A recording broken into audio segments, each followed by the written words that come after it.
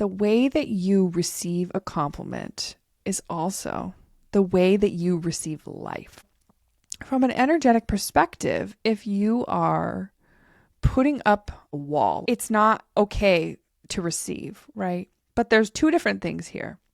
There's, can I receive or can I hold? If you are deflecting compliments, could we challenge that you are actually also deflecting opportunity, money, love, right? Could you be using the same mechanism that you receive compliments into blocking yourself in other ways, right? We don't need to cock block ourselves, guys. Let's not cock block ourselves. Welcome to the Good Good podcast. I'm your host, Dee Talley, mama, licensed acupuncturist, herbalist, and embodiment coach. Here we dive deep into the realms of energy, consciousness, awareness, empowerment, and personal transformation to help you create a more vibrant and juicy life. Hello and welcome. This is the Good Good podcast, and I am your host, Dee Talley. It's been a minute. It's been a minute since I have recorded an episode, and this is for a very good reason, by the way. You will find out about that reason very, very, very, very soon. So, no, for real, I have been in the mode of creating, recording, and learning so much new tech to try to get some really exciting teachings to you, and I'm very, very excited for that. And I have a list of notes in my iPhone of podcast episodes that is just getting longer and longer by the day. Every single time that I have to edit a video on social media from 30 minutes down to 90 seconds, it's just another reminder of how much I miss this medium to talk to you. So here we are. I was waiting for the moment of, okay, this is the show. And I got that moment today. So welcome. I am so excited that you're here. And I want to start off this episode by telling you a story, as I do many of my episodes, okay? So my husband and I took our two little girls to the Great Escape Lodge. The Great Escape Lodge is a Six Flags indoor water park, and there's lots and lots of things to do and see there. And so our kids are still a little young, and we took them there when they were really little. And we only kind of stayed in the kiddie section. But this time we got to go out into some of the bigger water slides, and we even did the big family tube ride. That was super fun. But my kids are still a little bit too, it's a little risky to do the faster tube rides. Okay, so my husband and I decided, no, this time we're not going to skip those just because we're parents. We're going to do them, even if it means doing them separately. So that's exactly what we did. So I was standing in line to one of the tube rides by myself with my little inner tube. And in front of me in the line was a group of teenage girls. I would say probably 13 to 14. Okay, I'm standing there minding my own business, and one of the girls turns to me and she says, "You look so good." And for one, I was like, is she talking to me? Look behind myself, like, whoa, who, me? Oh. I let that compliment land so hard. Like I paused, and I really, from a sense felt perspective, I really let that land. And I immediately thought of a version of me that would have ruined that moment. I'll explain. So she says the compliment, and I let it land, and I say, "Thank you so much. That's really kind." And we just kept going about our day. Okay.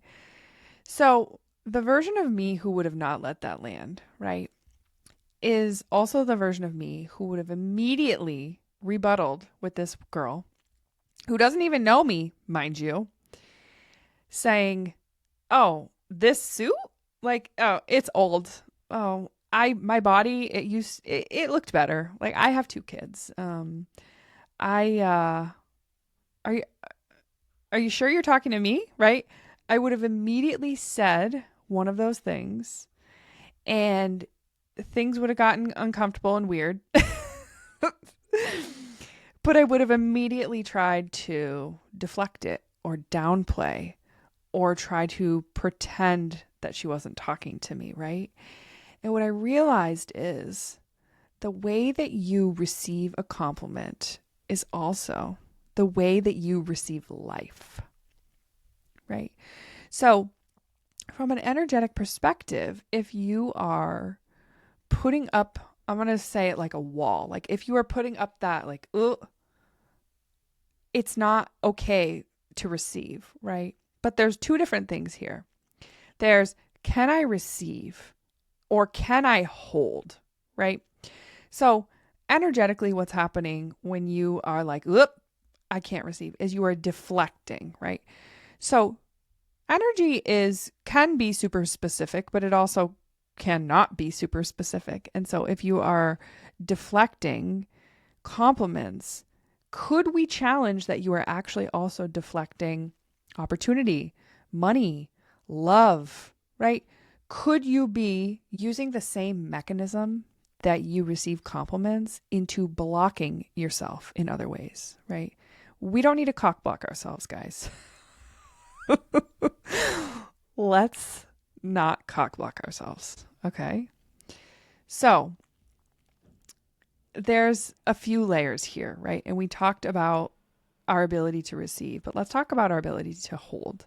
So let's talk a little bit about Chinese medicine, because why the fuck not? When we start talking energy, this is just a natural progression and a natural road to walk down, right?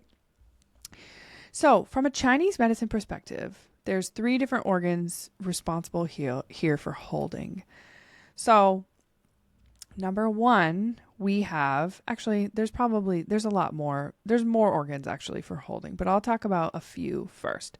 Number 1, the spleen. The spleen chi holds. It holds blood. It holds energy up. It holds your bowels up to be appropriate, right? So you don't have diarrhea, right? It holds menstrual blood, right? It holds your blood in your vessels. So the spleen chi holds. The next organ that we will talk about is the kidney. The kidney says, but is it safe? Am I worthy? Do I have that capacity, right? And then further, we have the heart, which is, can I be seen in it, right? Can I have my heart open? Can I be vulnerable? Can I be seen in it? Right? There's other organs that hold. Obviously, the urinary bladder holds. The uterus holds. We'll talk about that in a minute. So we need to have harmony going on from a physiologic perspective in order for us to be able to both receive and hold. Okay, let's talk a little bit about the uterus. The uterus holds blood. It holds life. It holds infinite potentials, right? And so oftentimes, who do you see that can't actually receive or hold compliments? Yeah, it's women. It's women. We have a really hard time with that, right? The uterus is probably one of our body's most potent examples of both receiving and holding. And so when we can't do that, simply put, if we don't feel safe and we can't hold it and we can't receive it, our body will try to do darn near anything to kind of neutralize, right? Which means contraction, which means deflection, which means putting up that wall of, look, I can't accept that, right? And the body will do this because it's smart, right? So how do we actually train ourselves? And how do we grow the capacity to both receive and hold? So let's take it another step further. So after we went to the water park, we went to the outlets, and I really wanted to go to the Crocs outlet because my kids' feet grow and that is like their summer shoe. They love a Croc, right? And I do too. So I go in and we pick out all the Crocs and everything's good. And my husband, who's like so against Crocs, hates Crocs, found a pair of sandals that he really liked. So, haha. So they find their Crocs and I go over and I find a pair of wildly ugly, wonderfully gorgeous, caged platform Crocs. Like these things are it's like a monstrosity. Literally, it's like huge, but it's bright orangish red. Like if you're watching this on Spotify or on YouTube, it's like the color of my lipstick red. I find these Crocs and I'm like, oh no, no, no, no, no. I love them. I can't. So what do? I scour the store for the socially acceptable, cute looking sandal Crocs. Okay. So I find a pair. They're very cute. They're very delicate looking. And everything's all fine and good. I completely ignore my need for these monstrosities, right? And I go over to the checkout and the guy's checking us out and he goes, oh, one of these pairs is on the buy one, get one free. Would you like to, and you can be adult. It was one of the kids' shoes. He goes, and it can be an adult shoe too. Buy one, get one free. So do you want an extra pair for free? And I was like, yeah, okay. So I literally go around and around the store looking for another pair of Crocs, even though I knew that I wanted this crazy ass pair of Crocs. I was talking myself out of it because my husband told me they were hideous and I knew that they were a bit much and normally I'm okay with that. And also I felt like, I don't know, I felt this weird pressure to be like, well, this is like a family trip, so I'm buying my kids, like I need to rein it in a little bit. I talked myself out of it. I almost didn't get these Crocs that were fucking free. Like literally free. Like I don't have it in me to pick two socially acceptable Crocs, right? Like I can do one, but I can't do two. That's the line. That is the line in the sand for me. Okay. I get these Crocs and I'm like so excited about it that I literally, the second that they leave the store, I will want to put them on. And I've literally been wearing them ever since. And they're super, super fun. And I almost didn't get them even though they were free. Maybe I should show you. Because you can't put it past me. This. Okay. That is crazy to me when I think back on it. But this is related because we deflect compliments just as much as we override desire. Those two things super hand in hand because desire is a form of receiving, right? Receiving and holding, really. I had this moment where I was like, if you can't trust your own yes, you're not going to be able to trust what life is trying to offer you, right?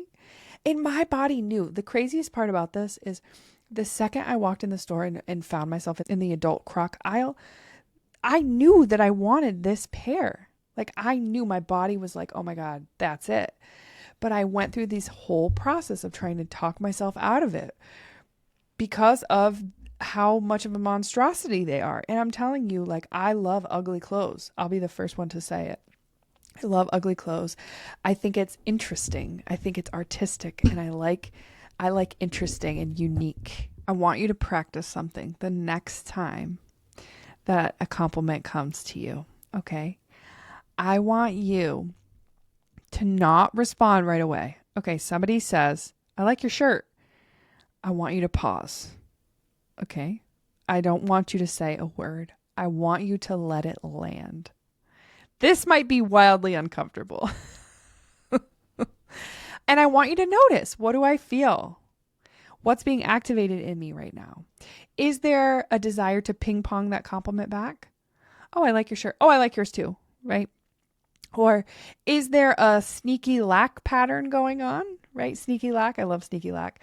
Where somebody says, I like your shirt. And you go, oh, but it was $3 on the sale rack. Or, oh, this old thing? Yeah, right? It's like, no. We're going to pause. We're going to let it land. We're not going to respond right away. We're going to take inventory of what am I feeling? What's being activated here? And can I let this land without editing it? You don't have to say anything. You can just say, thank you. Or you can just nod your head and smile. Like, you don't actually socially need to respond, right? But we have all of these ideas, especially as women, where it's safer in social situations to be self-deprecating instead of listening close to yourself, or even just letting yourself take up space in public places, right? I realized that the girl at the lodge gave this compliment totally freely. That is the type of energy that I want to be in. And when I looked at her face was so round. It was like a kid face, you know? She was such a luminous person. And I realized that she was giving quite freely. And that is the energy that I want to live my life in. So stop correcting what's trying to reach you. Stop trying to limit yourself. You can just say, yes, thank you very much, right? And not put these barriers between you and between all the other goodness that's trying to make its way to you, right? So my very, very best advice is just let it land.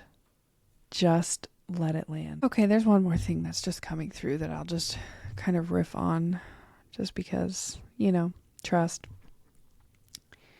So if a compliment comes in and it makes you feel really uncomfortable, so you have options, right? So you can let it land. You can feel uncomfortable, let it land. You can deflect it. You can contract, right? You have all of these different options. But I want you to think about the layer that's underneath, right? We talked a little bit about the energy, but let's also talk a little bit about the subconscious mind and how this feeling of discomfort or agita or, it's a learned feeling. So I want you to think about this. Your nervous system is causing you to feel uncomfortable around this because it learned somewhere that it's not okay to receive or hold, and it's not okay to take up space. It's not okay to let yourself be seen, right? And this was meant to protect you. It's not something that you should notice and then get immediately upset at yourself about, right? Because this whole thing is like, let's kind of zoom out. Let's take awareness. Let's take inventory, and let's actually see it for what it is, right? These things don't happen overnight. They happen for years in your childhood when your brain was forming and you were just learning new and different things, right? Part of this is just recognizing that there's a very good chance that these patterns are old and they're not current. And you, as current self, you can make different decisions and not just be on autopilot of the pattern that's occurring, which is compliment comes in, I immediately deflect, contract, or shrink, right? We can decide instead, we're going to honor the little person inside of us. We're going to be uncomfortable, but we're going to let it land. No need to get scared about, oh no, what else am I blocking? What other goodnesses am I blocking, right? Because fear is going to damage those kidneys further from a Chinese medicine perspective. So this is, how can I stand in discomfort with awareness and compassion for myself, for the little person inside of me? That is literally what this is. And it makes me think, I wonder what they need. What does that little person need from you around receiving, around holding? What is it that they need from you? Do they need reassurance? Do they need to see where you are right now? Do they need to hear more about your current age life? What is it that they need? to finally be able to stand, yes, in discomfort, but eventually in comfort, in compliments. I find myself sometimes thinking about the world that we live in and how we all just ended up being so conditioned, especially as women, to constantly be shrinking and for the good of others, right? It's like we convince ourselves that it's like for the good of another woman, even to not take up space. Look at how small I can be. It's like the no prize. Look at how small I actually can be. Oh, is it small enough? Well, you're smaller. Oh, I want to be smaller, right? It's like, no, it's 2026, babe. We are taking up space now without apologizing, right? And it gets to be both. It gets to be feeling that level of feminine rage, which that feminine rage is just love that isn't going anywhere, hasn't gone anywhere, and is just exploding out of you, right? It gets to be both. And that's the beauty of life, right? So it's like both. We get to do these really beautiful practices where we ask the little person inside of us what they need. And we get to hold the rage for how we got here, right? It gets to be both. I'm so happy to be back on this mic. Really exciting things happening for us. Energy Awareness Foundation launching this week. Yes, this week. And more on that. You know, if you do not follow me on any socials, get on the email list, right? Because this is where we are going to get all of those emails of what's going on. Energy Awareness Foundations actually was just born of years of clinical experiences where I've just seen the same patterns over and over and over again, where people try to improve their health, their relationships, their mindset, and they actually have no idea where their energy is going. They don't even recognize what it feels like or what to look out for, simply because we were never taught that. Energy Awareness Foundations changes that, because once you begin to notice your attention, where your energy is flowing, where's your life force, a lot of things begin to make sense to you, right? There's patterns here, there's choices to be made, and your body can start transmitting more information that you can actually receive now. It is the first module in the Source Gate method, which I'm really excited about. And it's 6 core lessons and an orientation. And you are getting a 17-page workbook with it too, that I blood, sweat, and tears. Seriously, that goes right with each lesson. I'm really, really proud of this teaching. And I really cannot wait for you to experience it. And I will have more details on exactly when it's going to be launching. But I'm really excited because awareness is the foundation, and it's where everything else begins. And without it, we can't actually get to the places that we're going, right? So thank you so much for being here. And I will see you in the next episode.